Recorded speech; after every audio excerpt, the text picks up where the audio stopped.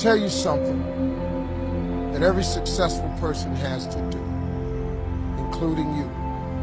Believe it or not, every successful person in this world has jumped. I'm going to tell you what I mean by that. You are going to have to jump. You cannot just exist in this life. You have got to try to live. If you are waking up thinking that it's got to be more to your life than it is, man, believe that it is. Believe in your heart of hearts that it is. But to get to that life, you're going to have to jump. I'll tell you why I call it jumping. When you see people in life, when you're standing on the cliff of life and you see people soaring by, when you see people soaring, going to exotic places, you hear about them doing wonderful things. Maybe you look up the street and your neighbor just gets a car every year, every 2 years. You know, how is he doing that? Have you ever thought, maybe this person right here has identified their gift and is living in their gift? You just got to quit looking at gifts as running, jumping, singing, dancing. It's more than that. It's if you know how to network, if you can connect dots, if you draw, if you teach. Some of y'all fry chicken better than anybody else, bake pie. Some of you cut hair, color hair. Your gift, not your education. You go get an education, that's nice. But if you don't use your gift, that education only gonna take you so far. I know a lot of people got degrees, man, they ain't even using. It's your gift. But the only way for you to soar is you got to jump. You got to take that gift that's packed away on your back. You got to jump off that cliff and pull that cord. That gift opens up and provides the soar. If you don't ever use it, you're gonna just go to work. And if you're getting up going to work on a job every day that you hate going to, that ain't living, man. You just existed. At one point in time, you ought to see what living's like. But the only way to see what living like, you gotta jump. And here's the problem. I'm gonna just be real with you. When you first jump, let me tell you something. Your parachute will not open right away. When you jump, it's not going to open right away. You're gonna hit them rocks. You're gonna get some skin tore off on them cliffs. You're gonna get all your clothes tore off. You're gonna get some cuts on you. You're gonna be bleeding pretty bad. But eventually, the parachute has to open. That ain't a theory, that's a promise. Here's another thing. You can play it safe and deal without the cuts and the tears. And you can stand on that cliff of life forever safe. But if you don't jump, I got another promise I can make you. Your parachute will never open. You'll never know. If I were you, I would jump. Because that's the only way to get to that abundant life. You got to jump, man. You got to take a chance. Now, when I get through talking, there are those of you that discuss this in the car. Well, I got bills. Whether you stay on the cliff or you jump, you're going to have bills. Well, if I quit my job, I'm going to ruin my credit. If you got a job, you live in check to check. Even if you got A1 credit, you can't buy nothing else no damn way. At one point in time, man, do yourself a favor. Before you leave this world, before you die, jump. Just jump one time. Just jump. Thank you very much.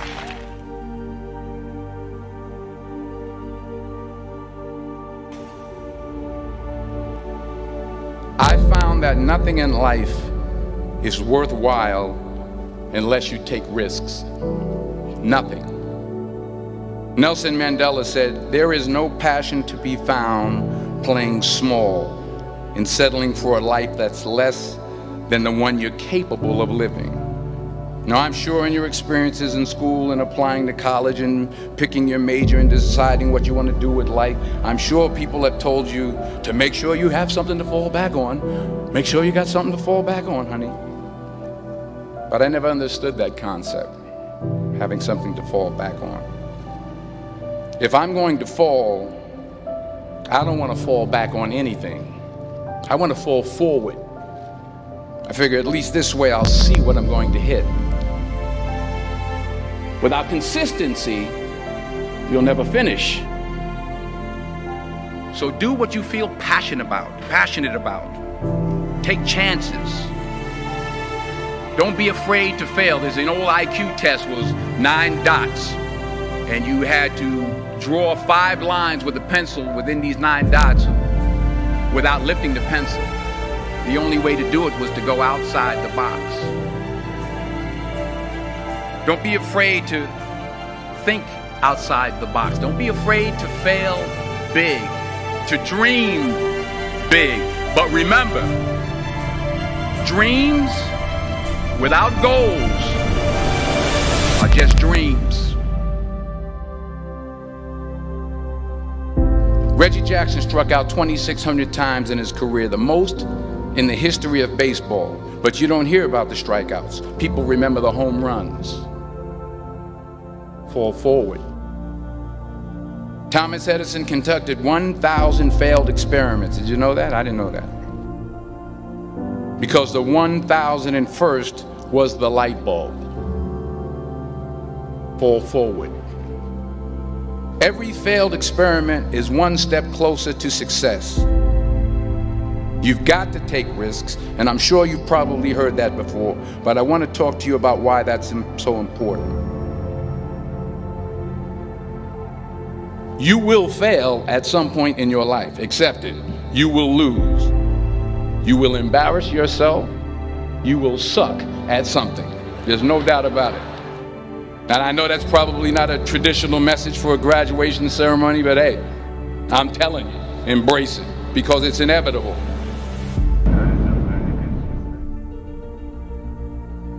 In the acting business, you fail all the time. Early on in my career, I auditioned for a part in a Broadway musical. Perfect role for me, I thought, except for the fact that I can't sing. I didn't get the job. But here's the thing. I didn't quit. I didn't fall back. I walked out of there to prepare for the next audition, and the next audition, and the next audition. I prayed. I prayed. And I prayed. But I continued to fail, and fail, and fail. But it didn't matter, because you know what? There's an old saying, you hang around the barbershop long enough, sooner or later you're going to get a haircut. So you will catch a break, and I did catch a break. Last year, I did a play called Fences on Broadway. But here's the kicker. It was at the Court Theater. It was at the same theater that I failed that first audition 30 years prior. The point is, every graduate here today has the training and the talent to succeed. But do you have the guts to fail? If you don't fail, you're not even trying. I'll say it again. If you don't fail, you're not even trying. To get something you never had, you have to do something you never did. So imagine you're on your deathbed, and standing around your deathbed are the ghosts representing your unfulfilled potential. The ghost of the ideas you never acted on. The ghost of the talents you didn't use. And they're standing around your bed, angry, disappointed, and upset. They say, we came to you because you could have brought us to life, they say. And now we have to go to the grave together. So I ask you today, how many ghosts are going to be around your bed when your time comes?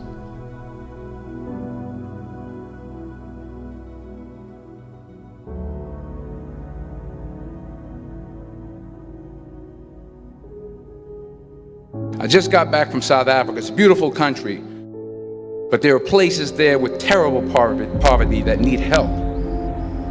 And Africa is just the tip of the iceberg. The Middle East needs your help. Japan needs your help. Alabama needs your help. Tennessee needs your help. Louisiana needs your help. Philadelphia needs your help. The world needs a lot, and we need it from you. We really do. We need it from you young people. I mean, I'm not speaking for the rest of us up here, but I know I'm getting a little grayer. We need it from you, the young people, because remember this. You got to get out there. You got to give it everything you got, whether it's your time, your talent, your prayers, or your treasures. What are you going to do with what you have? I'm not talking about how much you have. Some of you are business majors. Some of you are theologians, nurses, sociologists. Some of you have money. Some of you have patience. Some of you have kindness. Some of you have love. Some of you have the gift of long suffering. Whatever it is, whatever your gift is, what are you going to do with what you have? All right, now here's my last point about failure. Sometimes it's the best way to figure out where you're going. Your life will never be a straight path. I began at Fordham University as a pre-med student. I took a course called cardiac morphogenesis. I couldn't read it, I couldn't say it, I sure couldn't pass it. So then I decided to go into pre-law, then journalism. And with no academic focus, my grades took off in their own direction. I was a 1.8 GPA. And the university very politely suggested that it might be better to take some time off. I was 20 years old. I was at my lowest point.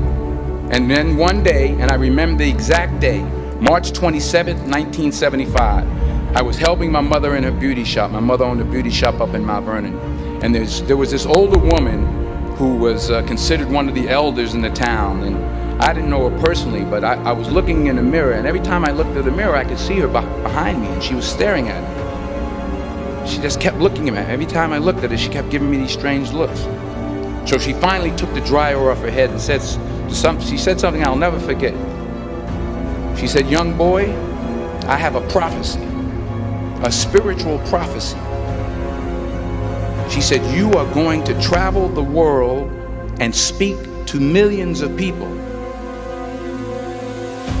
And in the years that followed, just as that woman prophesied, I have traveled the world and I have spoken to millions of people through my movies. Millions who up till this day couldn't see me. Who up till this day I couldn't see while I was talking to them. And they couldn't see me. They could only see the movie. They couldn't see the real me. But I see you today. And I'm encouraged by what I see. And I'm strengthened by what I see. Because taking risk is not just about going for a job. It's also about knowing what you know and what you don't know. It's about being open to people and to ideas. The chances you take, the people you meet, the people you love, the faith that you have, that's what's going to define you. Never be discouraged. Never hold back. Give everything you got. And when you fall throughout life, remember this: fall forward.